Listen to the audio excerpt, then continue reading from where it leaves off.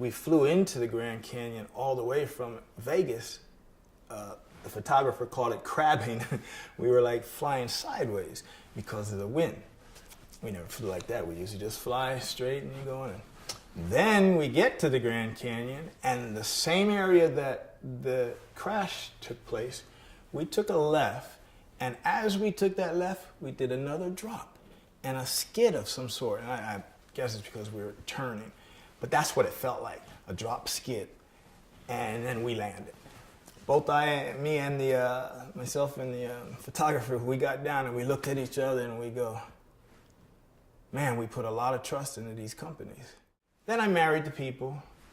Everything's beautiful. They're having a good time. We let them go over and enjoy their champagne. They look at the views. And we just kind of go do what we do.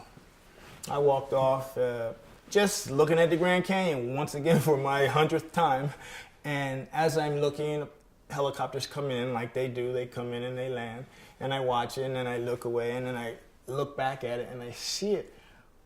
Not where we land, but it's over there and it's doing like 2 turns, pivot. And I yelled to my pilot, I said, hey, what's he doing? As soon as I turned back, he tilts, goes down, you see it break, and then you see it fall all the way down to the ground like a rock. And as soon as it hits, you hear the big explosion and I mean, instant flames. I just grab my phone and I zoom in and I'm looking, I don't see anything. You hear me on the video, I don't see anybody. And then all of a sudden, you see this lady walk out of the crash, but it looks like she's walking out of flames. Then people just running everywhere.